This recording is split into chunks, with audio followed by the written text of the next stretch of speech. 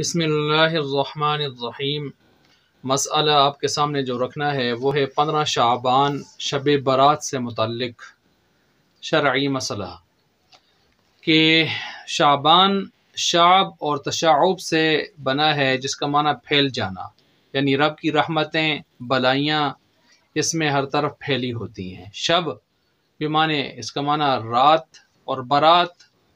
یہ حصہ یا فرمان اس معنی میں، اور زیادہ تر جو استعمال ہوتا ہے براءت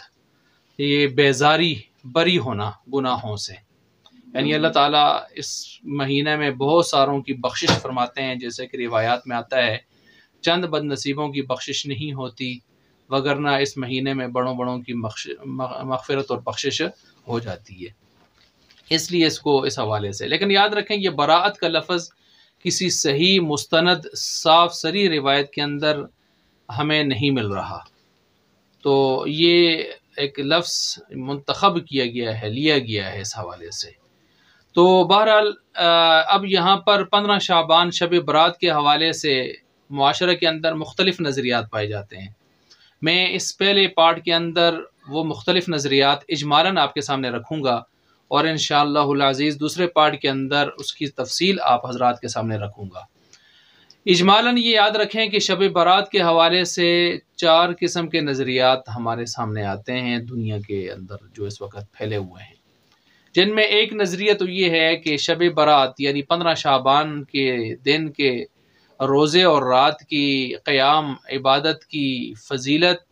اور رات قبرستان کی طرف جانا، مردوں کے لیے ایصال ثواب بخشش کی دعا کرنا وغیرہ، اور اس رات جو ہے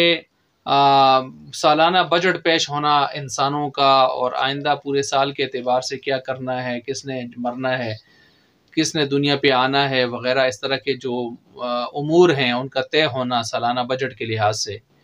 یہ جو چیزیں میں نے ذکر کی ہیں، پہلا نظریہ یہ ہے کہ ان میں سے کچھ بھی صاف سریح اور صحیح حدیث کے دلیل کے ساتھ جو ہے ہم ثابت نہیں ہوتا، لہٰذا ان حضرات کے ہاں اس طرح کی کوئی فضیلت دن اور رات کے اعتبار سے یا اس امر کا ثابت ہونا بالکل سامنے نہیں آتا، اور یہ چیز ثابت نہیں ہے۔ چنانچہ جو لوگ بالکل اس کی نفی کر رہے ہیں اور اس کہتے ہیں ثابت نہیں ہے، کسی بھی مستند روایت سے، مستند دلیل سے اس کا ثبوت نہیں مل رہا، تو ان میں مثلا اشاعت و توحید و سنہ والے ہمارے حضرات، مفتی رشید احمد صاحب، مفتی اعظم پاکستان مفتی رشید احمد لدھیانوی رحمۃ اللہ علیہ، احسن الفتاوی والے، اور مودودی صاحب، اور اسی طرح جو ہے عرب کے علماء جن میں بہت سارے نام آتے ہیں، مثلا شیخ محمد صالح المنجد، اور اسی طرح جو ہے دیگر اہل حدیث مکتبہ فکر کے حضرات، اور علامہ شاطبی وغیرہ وہ اس حوالے سے، تو اس طرح کے بہت سارے حضرات ہیں جن کے ہاں یہ کچھ بھی ان میں سے ثابت نہیں ہے، اور اس کا انکار کر رہے ہیں۔ چنانچہ علامہ صاحب روح المعانی وہ بھی لمبی چوڑی بحث فرما رہے ہیں، اور آخر میں لکھتے ہیں وَأَطَالَ الْوَعَاظُ الْكَلَامَ فِي هَذِهِ اللَّيْلَةِ وَذَكَرَ فَضَائِلَهَا وَخَوَاصَهَا، کہ واعظین نے بہت زیادہ لمبی چوڑی باتیں اس میں لے آئے ہیں اس رات کے حوالے سے، اور اس کے بڑے بڑے فضائل اور خواص اپنی طرف سے نقل کرتے ہوئے نظر آتے ہیں، اور پیچھے بعض روایات کے حوالے سے یہ علامہ آلوسی روح المعانی والے رد بھی کر رہے ہیں یہاں پر۔ تو یہ تو ہوا پہلا نظریہ۔ دوسرا نظریہ یہ ہے کہ کچھ حضرات وہ کہتے ہیں ثابت ہے، اور ثابت بھی اس درجے کی ہے کہ وہ رات کو سپیکر کھول لیتے ہیں، مسجدوں میں لوگوں کو بلاتے ہیں، باجماعت نوافل کی نمازیں یعنی صلاۃ تسبیح وغیرہ پڑھاتے ہیں، اور پوری رات مسجد میں گہما گہمی اور میلے اور جمیلے اور یہ سلسلے رہتے ہیں، حلوے اور کھیریں چلتی رہتی ہیں پوری رات، اور صبح جو ہے سحری کا انتظام بھی مسجدوں میں ہوتا ہے، پھر صبح بڑے اہتمام کے ساتھ اجتماعیت کے ساتھ جو ہے روزہ رکھتے ہیں، اور پوری رات سپیکر کی جان نہیں چھوٹتی، لوگوں کی نیندیں حرام کر دیتے ہیں، اور صرف یہ نہیں کہ تھوڑی سی صحیح روایتیں سنا لیں بلکہ ضعیف روایتوں کی برمار ہوتی ہے، اور غضب خدا کا کہ موضوع من گڑت روایتوں کی بوچھاڑ ہوتی ہے اس رات، من گڑت روایتوں کی بہت بڑا جرم عظیم ہو رہا ہوتا ہے، اور وہ کہتے ہیں یہ لیلہ مبارکہ بھی ہے، لیلہ الصق بھی ہے، لیلۃ البرات بھی ہے، لیلۃ الرحمہ بھی ہے، بہت سارے نام، بلکہ لیلۃ البرات کے بجائے رات کو جو چراغاں کرتے ہیں اور شرشرے چھوڑتے ہیں اور بم، اور جو ہے اس کے ساتھ جو ہے بہت سارے یعنی بارود کا استعمال ہوتا ہے، گولے بارود کا استعمال، تو یوں نظر آتا ہے نا آسمان پر چراغاں ہوتے ہوئے جیسے یہ لیلۃ البرات نہیں، لیلۃ البارات ہے، کسی کی بارات آئی ہوئی ہے شاید، اس طرح کے سلسلے۔ اور یہ صوفیوں کی روایتیں عام طور پر نقل کرتے ہیں، بہت ساری ایسی نقل کر کے، تو انہوں نے تو حد سے، یہ تو حد سے گزر گئے سرے سے نا۔ تو یہ ہمارے جو ہے بعض حضرات اس طرح کے ہیں جو رنگین مزاج کے اپنے آپ کو اہل سنت بھی کہنے والے حضرات موجود ہیں۔ تو اس طرح ایک تیسرا طبقہ ہے جو ان سے بھی زیادہ آگے گیا ہوا ہے، اور وہ بھی غالین کا طبقہ ہے، اور وہ کہتے ہیں ہمارے 12واں امام جو ہے ان کے ہم انتظار کر رہے ہوتے ہیں، اور اس رات جو ہے دریاؤں پر نکلتے ہیں اور آٹے کی گولیاں بنا بنا کر کاغذوں کی اس میں ڈال کر جو ہے اس کو دریا میں ڈالتے ہیں، اور پوری رات انتظار میں رہتے ہیں کہ ہمارے 12واں امام، ہم ان کی تلاش میں ہیں اور ان کے منتظر ہیں، انتظار کر رہے ہیں اس حوالے سے۔ تو وہ بھی ایک طبقہ ہے۔ تیسرا طبقہ یہ ہو گئے تقریباً 3 طبقات، ان درمیان کے 2 طبقات کو ایک طبقہ بھی شمار کیا جا سکتا ہے۔ تو ایک اس میں جو ہے مکتب فکر بریلوی حضرات جو ہیں وہ ہو گئے، اور دوسرے جو ہیں وہ غالین یعنی اہل تشیع ہو گئے۔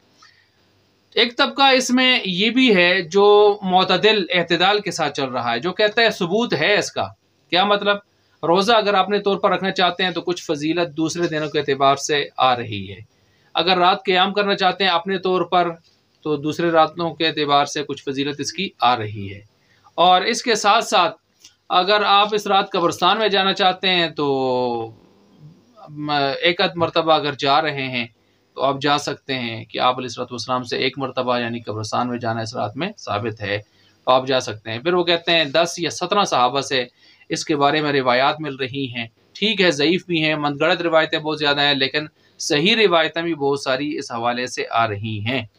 تو اس حوالے سے اپنے طور پر یہ کام آپ کر سکتے ہیں۔ اپنے طور پر کا مطلب یہ ہے کہ آپ اسپیکر کھول لیں، لوگوں کو بلائیں مسجدوں میں اور میلے جمیلے لگائیں، یہ نہیں ہے، اور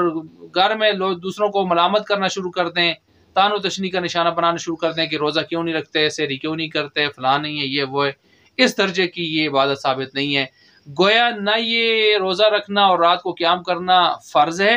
نہ ہی واجب ہے، اور نہ ہی سنت ہے، بلکہ زیادہ سے زیادہ مستحب ہے، زیادہ سے زیادہ مستحب ہے، یعنی بہت چوتھے درجے کا، یہ نہ فرض نہ سنت، نہ فرض نہ واجب نہ سنت، بلکہ چوتھے نمبر پر یہ مستحب ہے۔ جو حضرات اس کے قائل بھی ہیں وہ صرف مستحب کی حد تک کہتے ہیں اس کو۔ تو لہٰذا اس حوالے سے یہ نظریہ معتدل نظریہ ہے، اس پر عمل کیا جا سکتا ہے، اور تقریباً یوں سمجھیں اہل حق کا جو طبقہ ہے، یعنی مجموعی اعتبار سے 80% سے زائد اہل علم جو ہیں ان میں خاص کر اہل حق حضرات وہ اس نظریے کو لے کے چل رہے ہیں۔ لہٰذا روزہ رکھا جا سکتا ہے، رات کو عبادت کی جا سکتی ہے، لیکن اپنے طور پر کسی کو ملامت کرنا، لوگوں کو بلانا، اجتماعی طور پر یہ سلسلے کرنا، یہ نہیں ہے اسلام کے اندر۔ اپنے طور پر یہ چیزیں ہوں تو ہوں۔ باقی جو اس میں سمجھتا ہوں جو اہل علم، وہ جو معاشرے کے اندر بڑے اہل علم علماء شمار ہوتے ہیں، مقتدر اور جو ہے مذہبی معتبر شخصیات دینی اعتبار سے، وہ حضرات اگر اس روزے کو نہ بھی رکھیں بلکہ نہ رکھیں تو میرے خیال سے شاید عوام کے لیے بہتر بھی ہوگا۔ کبھی کبھار رکھ لیں تو رکھ لیں، وگرنہ اس کا اہتمام اور اس کے بہت زیادہ اہتمام کروانا لوگوں سے اس حوالے سے، کیونکہ ان کے اہتمام کو دیکھ کر لوگ سمجھتے ہیں شاید کوئی واجب اور فرض کے درجے کا ہے،